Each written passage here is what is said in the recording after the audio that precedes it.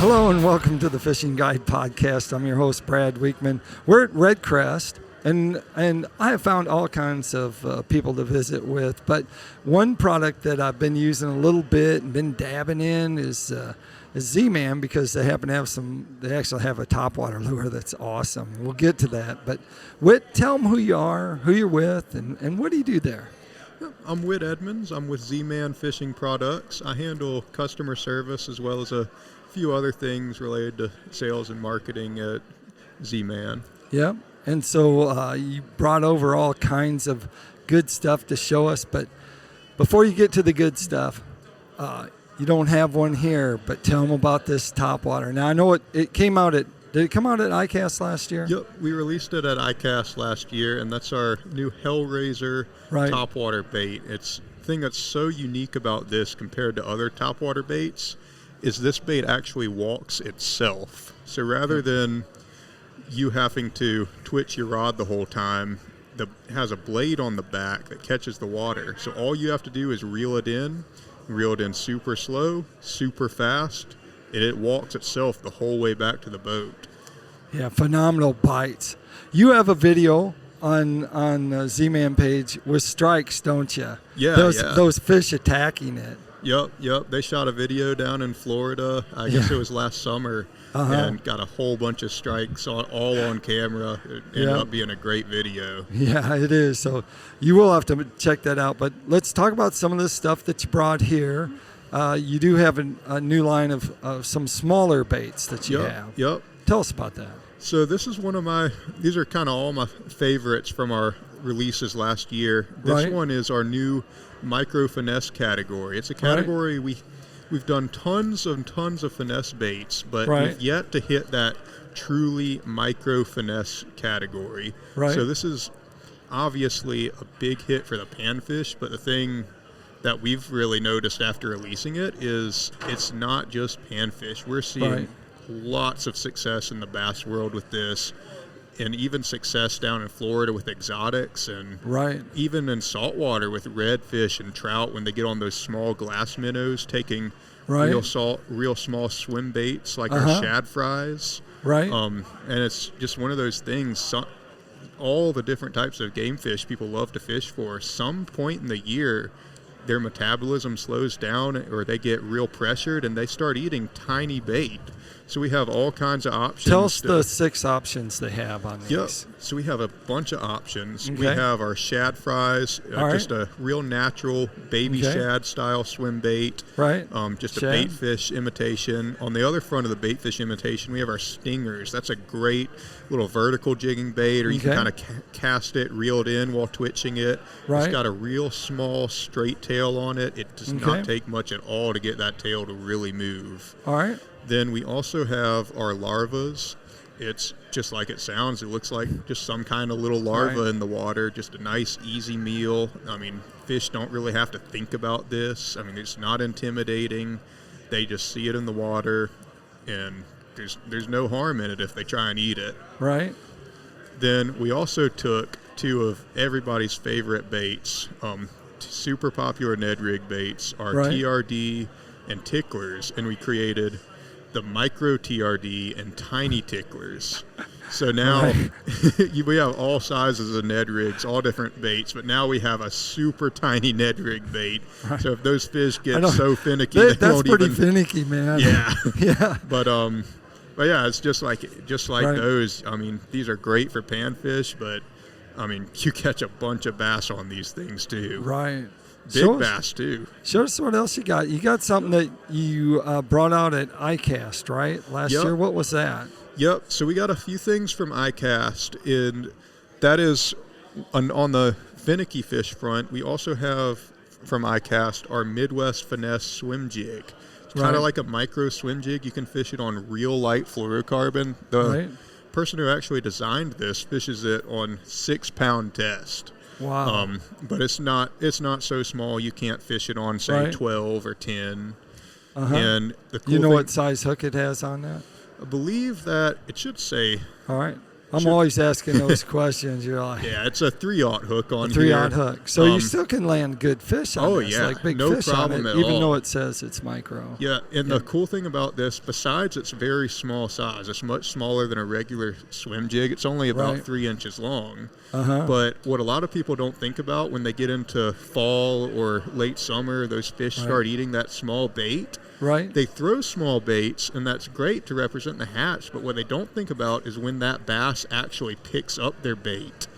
Right. The bass thinks about how heavy it is. So if you're throwing a small bait, but it's that regular size bait, you're still throwing like 1/2 ounce, 3/8 ounce baits. Right. When that bass initially makes its first strike, he feels it, and it's weighted like a big shad, so he's going to drop it. Whereas this, we have it in a 5/32 ounce, 3/16 and 1/4 ounce, so much lighter, feels a lot more natural when they finally pick it up, and you're going to get a lot more hookups that way as well. But anytime they're on that small bait or just super finicky, getting really pounded, you can go in with this nice finesse swim jig, and you can get a lot of fish that other guys can't. There you go. I see there's some more on the table to bring over. Oh, yeah. Show us some goodies. So another one of my favorites was this one I especially love. This is one we released last March. It was designed by one of our pros, Brian Latimer. Right. And it's our SMH jig head and SMH worms. And basically we designed them to go together to make a shaky head. And what I love so much about this one in particular is rather than having to make the head so the head stands up, our Elastec floats naturally. So the Elastec pulls the head up, and it stands up straight on its own. And the really cool thing about that with a shaky head is that's allowed us to design a head that'll actually come through cover a little bit better. So as you're dragging it through little rocks or even a brush pile, the head's not going to get snagged because we've got it a nice kind of pointed shape on that head, and it comes through cover very, very well, and it still stands up straight every time because that bait is buoyant. Right. I see there's more. Yep. There's more. And finally, everybody loves the jackhammer, and I'm no different. I love it too. So at ICAST this year, we brought out 4 brand new colors of the jackhammer. Right. And we released it in a 3/8 and a 1/2 ounce, 2 very popular sizes. That's our dirty white color. This is great for dirty, stained water, just a real bright, like matte white color with a gold blade. And anytime you're in stained water, or like down where we are in Charleston, we have a lot of black water on those tidal fisheries, and that gold blade is key in that stained black water. Then we also brought out our Ghost Baby Bluegill, just a super natural forage color. It's an amazing bluegill color, but even like shiners and other types of bait fish they might be feeding on, it represents quite a wide array of forage they might eat. And then we also released a blueback herring color, and I mean, being somebody from South Carolina that fishes a lot of blueback herring lakes, from Murray, Clarks Hill, Hartwell, I can tell you this. I mean, this looks a lot like a blueback herring. That was the deal, wasn't it? It totally can look like a lot of other bait fish too. Lots of types of shad. Just another super natural, really pretty color jackhammer. And then finally, Fire Crawl's been a huge success, so we wanted to offer some more options of Fire Crawl for people to try. So in the past, we've had Fire Crawl with a black blade. We still offer the black blade, but on top of that, we also offer Fire Crawl with an orange blade now, just to give people an extra option. All right. So let's talk about chatterbaits. And of course, Z-Man's the original chatterbait. Tell us, how many different models of chatterbaits do you have? There's quite a few. It's like, I mean, I don't think it's any secret that we love making chatterbaits at Z-Man. You know, we were the ones, we played a big part in founding the very first blade, as they call them now, bladed jigs. Ours is the chatterbait. That's the original one. And we really brought those to market with the help of Ron Davis, who invented them. And we've really tried our best to make chatterbaits for every situation. So, of course, I brought out the jackhammers because those are the tried and true, just work everywhere. They work all over the country and really all over the world, and all season long. It's just that chatterbait that just catches them everywhere. But it's not just that. We offer a ton. We recently released our big blade chatterbait designed by Brian Thrift. That's as it sounds, just a big blade. The blade's about that big, a much bigger skirt and hook. It's an amazing chatterbait for, say, early pre-spawn dirty water. And we've also got several mini chatterbaits as well when they're on real small forage, like our. What is the name of the small chatterbait? What's the name of the smaller one? So we've got a few. The one we recently released is our Mini Max. We basically wanted to make a really strong, durable, just tournament grade small chatterbait. So we made our Mini Max. On top of that, we also have a chatterbait mini, chatterbait micro, and a flashback mini as far as your small chatterbait options go. Kind of thinking about Beaver Lake, Highland Reservoir, Clearwater. People are throwing those smaller ones. Very popular there, I take it. Anywhere you have a good population of spotted bass or clear water, all those scenarios are where those smaller chatterbaits really shine. All right. So I'm not going to let you go because we got to talk about Elastic Tech. Now, Corey just sent me some tackle boxes. So tackle boxes put my stuff in. Tell them why you have a whole line of tackle boxes and why you made those and talk about Elastic. Yeah, so we use our very own type of plastic called Elastec. And traditionally, most bait companies use a chemical called plastisol to make their lures. There's a lot of disadvantages to plastisol, one being that it breaks easily, and anyone that's fished obviously knows that, and the other reason being that it sinks. So like I was saying with the shaky head, you don't need to have a special head to get that to stand up, so we were able to use the head to do other cool things, whereas this bait makes it stand up itself. But the thing everyone loves about Elastec is it is very difficult to break. I mean, he's stretching it you can't see it on the radio, but he's got that thing stretched across the table here. I mean, I'm trying to break this, and it's not breaking. I mean, of course, they can break, but I mean, that's you pretty catch hard. A lot of fish on it before that happens. I don't know how many fish can pull a lure 3 foot and not get caught. I mean, we see it all the time. People are catching over 100 fish on one bait, which always amazes me that they're able to keep it, to not get it hung up and before it happens. But but I mean, it's very possible with this. It's a super. So you want to be durable careful bait. to separate them, right? You touched on that. Yep. So there's those really great advantages, but one thing you want to keep in mind, and we do put a little warning label on the back as well. We always recommend keeping them stored in their original package. One reason being simply that we have trays in our original packages to hold their shape. The other being that they can have some deformities because there are harsh chemicals in other baits, and that may and even tackle boxes that might react with ours. And we try to remind people to store them separately, and we offer a bunch of really great options for that as well. So we have our lockers, our binders double wide, our bait blocks. Some of those are just large bags with dividers that people can just kind of stick their bags in directly. And then our binders series, like our bait binders and our bait binders double wide, actually have rings.